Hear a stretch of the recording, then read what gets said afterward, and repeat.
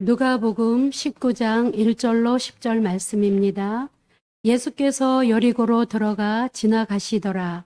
삭개오라 이름하는 자가 있으니 세리장이요 또한 부자라. 그가 예수께서 어떠한 사람인가 하여 보고자 하되 키가 작고 사람이 많아 할 수 없어 앞으로 달려가서 보기 위하여 돌 무화과 나무에 올라가니 이는 예수께서 그리로 지나가시게 되미로라. 예수께서 그곳에 이르사 쳐다보시고 이르시되 삭개오야 속히 내려오라. 내가 오늘 내 집에 유하여야 하겠다 하시니 급히 내려와 즐거워하며 영접하거늘 무사람이 보고 수군거려 이르되 저가 죄인의 집에 유하러 들어갔도다 하더라. 삭개오가 서서 주께 여짜오되 주여 보시옵소서. 내 소유의 절반을 가난한 자들에게 주겠사오며 만일 누구의 것을 속여 빼앗은 일이 있으면 내 갑절이나 갚겠나이다. 예수께서 이르시되 오늘 구원이 이 집에 이르렀으니 이 사람도 아브라함의 자손이미로다. 인자가 온 것은 잃어버린 자를 찾아 구원하려 함이니라. 아멘.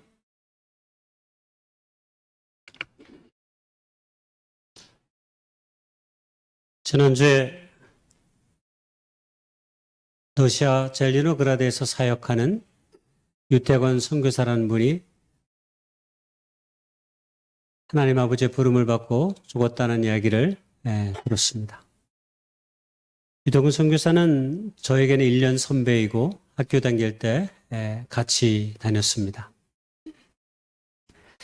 50대 이제 중후반이 된 유태권 선교사의 갑작스러운 비보는 저에게 굉장히 마음이 무거웠습니다. 아직은 죽을 때가 되지 않은 것 같은데 50대가 이제 중반을 넘어서 후반으로 나아가는 한 사람이 낯선 땅, 그것도 오지에서 하나님의 복음을 전하다가 죽었다는 이야기는 꽤 많은 시간 동안 저를 무겁게 했습니다. 사실 선교사는 보통 이 땅에서 삶의 편안함과 안락함을 다 내버리고 낯선 땅 이방에서 모든 삶을 불태우는 사람들입니다. 아프리카, 동남아시아, 서남아시아 곳곳에 이름 부를 이방인들에게 찾아가 가족과 함께 자신의 모든 삶을 불태우다가 거의 그 땅에서 생을 마감하는 많은 하나님의 선교사들이 있습니다. 여러분, 대한민국도 마찬가지입니다. 여러분, 한국에 교회가 참 많지요. 이 많은 교회들을 처음으로 세우게 하고 복음을 전해준 이가 있습니다. 여러분, 그들이 한국에 온 수많은 선교사들입니다. 서울 마포구 합정동에 그 외국인 선교사들의 묘원이 있습니다. 약 430명의 외국인들이 한국의 복음을 전하러 왔다가 죽음을 당한 사람들입니다. 그 무덤에 가장 처음에 양아진에 묻힌 선교사가 존 헤론이라고 불리는 저 미국 의사였습니다. 저 미국 의사는 테네시 의대를 졸업하고 20대에 교수가 되었습니다. 의사로서 행복한 삶이 보장되었고 막 결혼도 했습니다.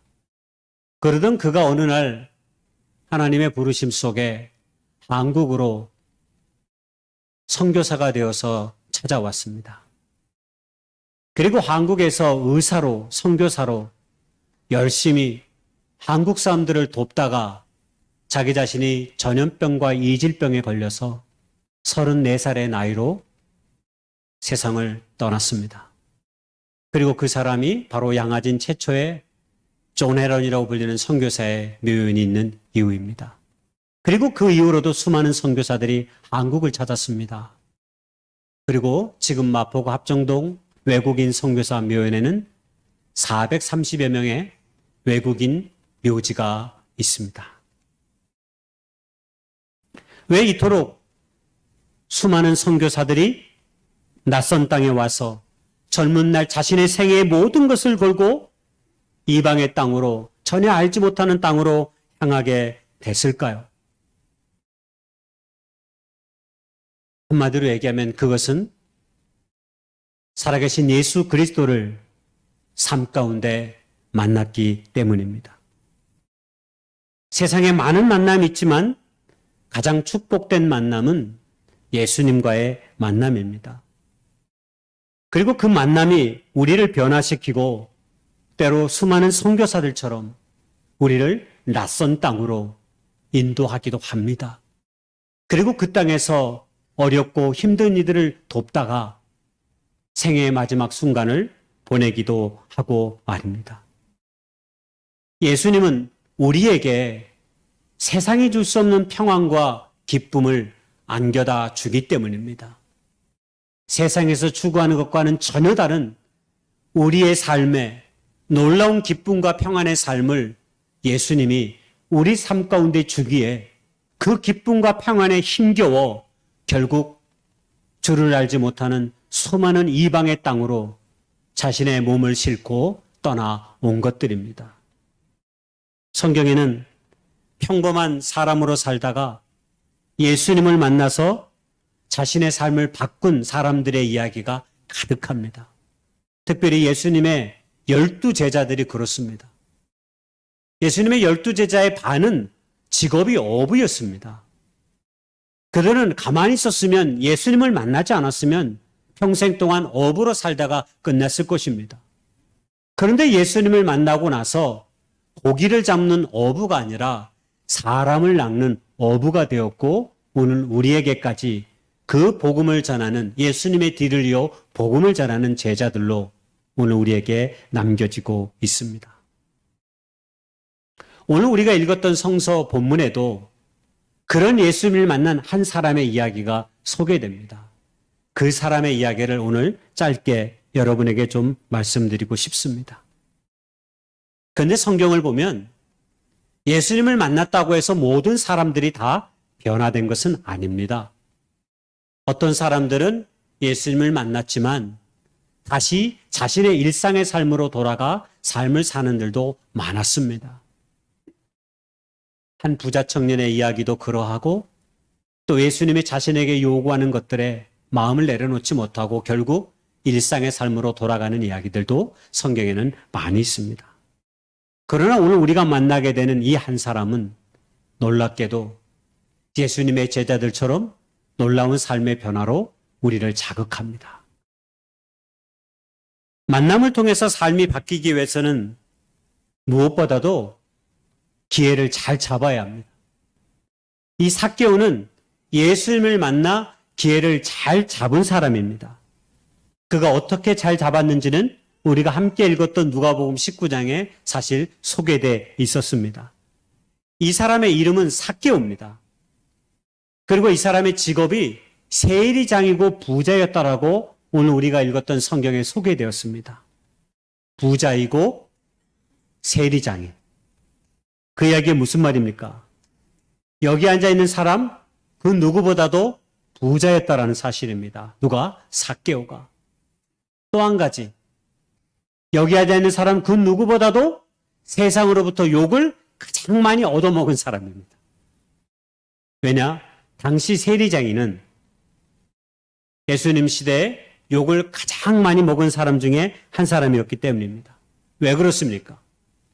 당시 이스라엘 사회, 성경으로 말하면 유대 사회는 로마의 지배하에 있었습니다.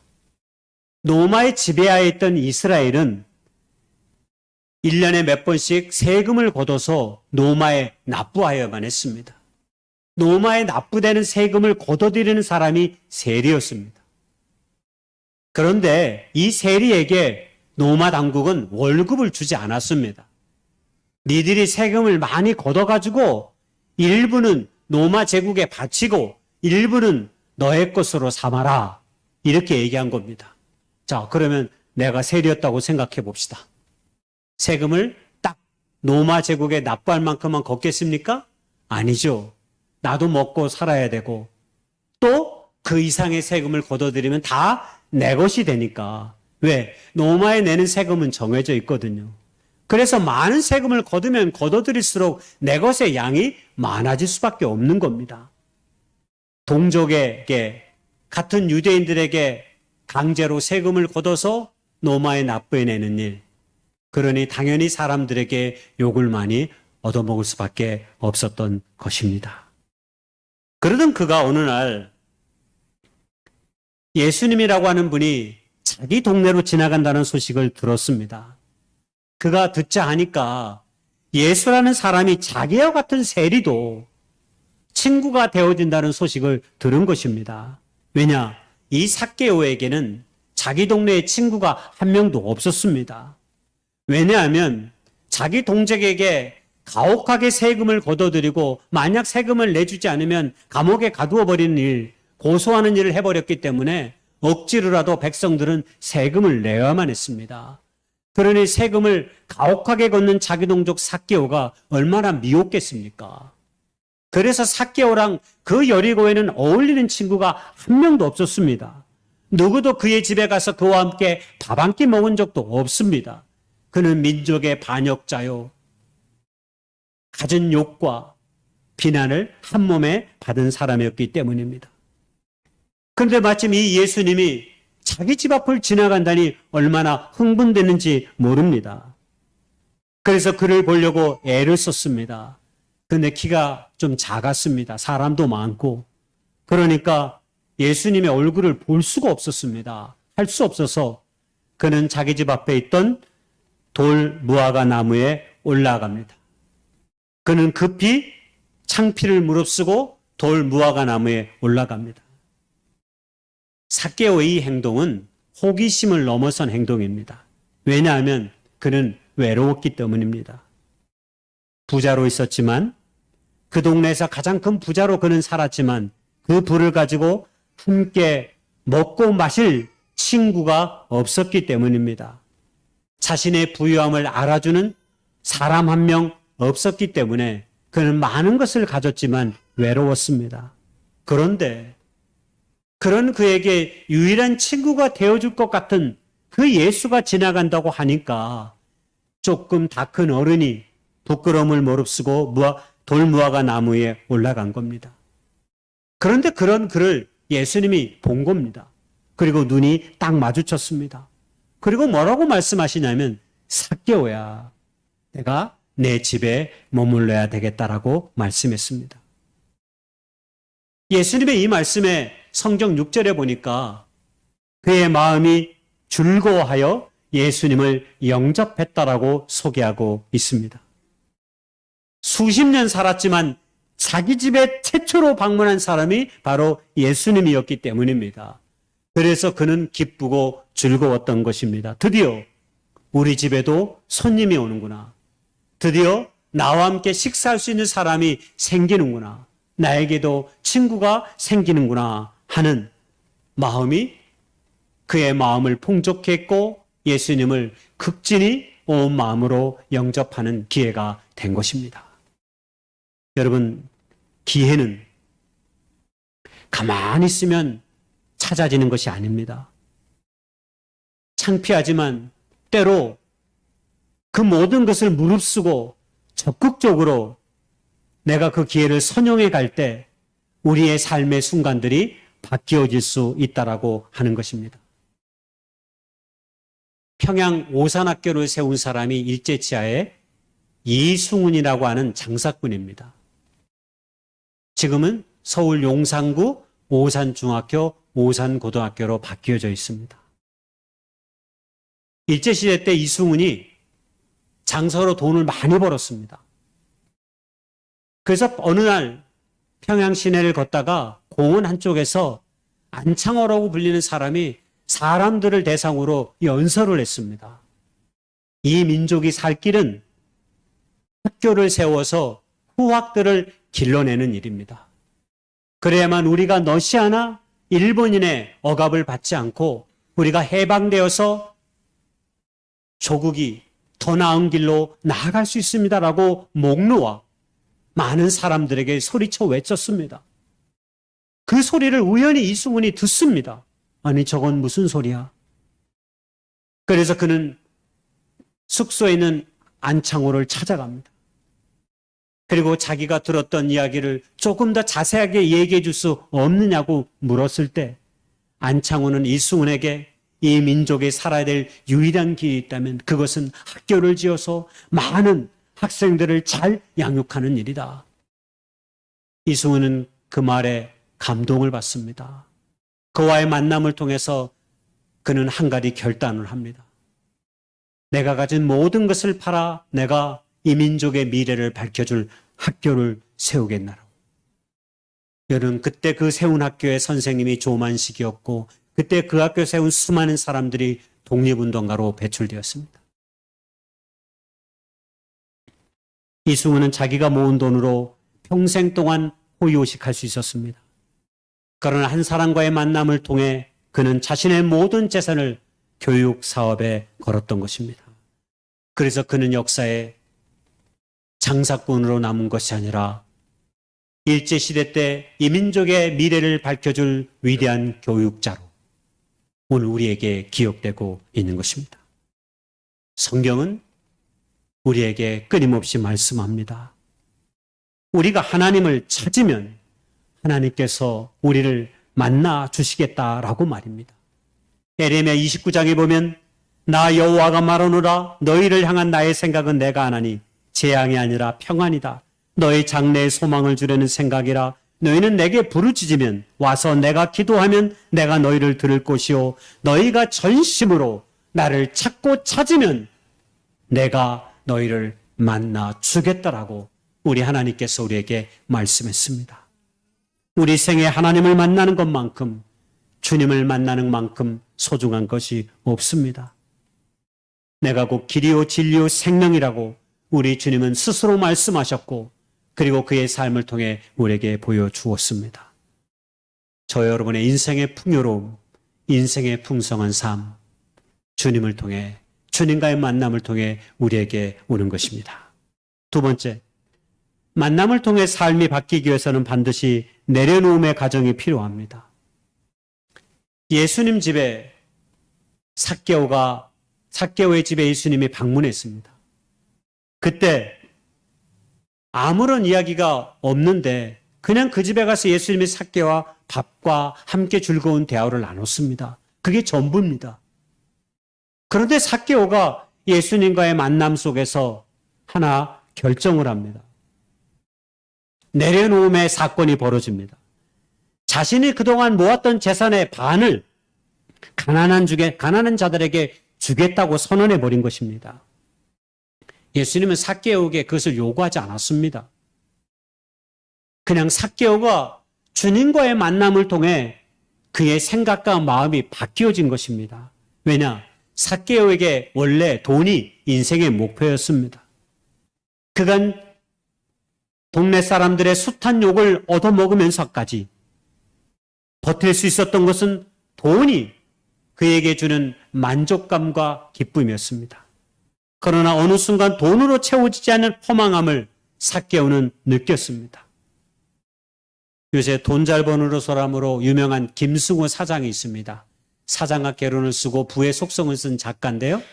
그 김승호 사장이 사장학 개론에서 나이별로 돈 버는 모습을 저렇게 소개했습니다. 10대에 돈 버는 건 솜사탕이라고 말했습니다. 거품처럼 사라진다. 20대에 버는 건 모래, 잡아도 흘러내리고 뭉쳐지지 않는다 그래서. 그러면서 30대, 40대, 50대, 60대, 70대에 돈 버는 이야기를 저런 문장으로 소개했습니다. 이런 이야기에 그냥 웃고만 있을 수 없는 것은 돈이 우리의 삶의 중심이라는 사실을 우리 모두가 알고 있기 때문입니다. 삭개오가 부자이고 세리장의 지위까지 올랐다면 아마 그는 상당한 나이가 되었을 것입니다. 그러므로 누구보다도 돈의 의미와 가치를 잘 알고 있었습니다. 그러나 주님을 만나는 순간 돈보다 더 중요한 것이 있음을 그는 깨달았습니다. 삭개오에게 베푼 주님의 친절과 환대 그리고 그 우정은 돈으로 살 수 없는 것들이었습니다. 돈으로 살 수 없는 가치와 의미를 깨달은 삭개오는 그래서 결심한 것입니다. 내가 더 이상 돈의 노예가 되지 않겠다라고 말입니다. 그래서 그가 가진 소유의 절반을 내려놓은 것입니다. 예수님이 요구하지도 않았지만 말입니다. 예수님을 만나면 우리의 삶의 소중한 것들이 무엇인지 새롭게 깨닫게 되는 거죠. 마지막 세 번째로,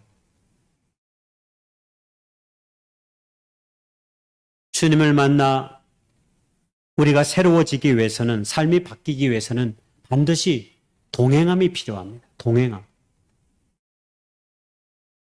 예수님이 10절의 말씀에 구원이 이 집에 임했다라고 하는 것은 드디어 삭개오가 주님의 길에, 하나님 나라의 길에 당신의 제자들과 함께 동행하는 자가 되었다라고 하는 선포요, 선언입니다.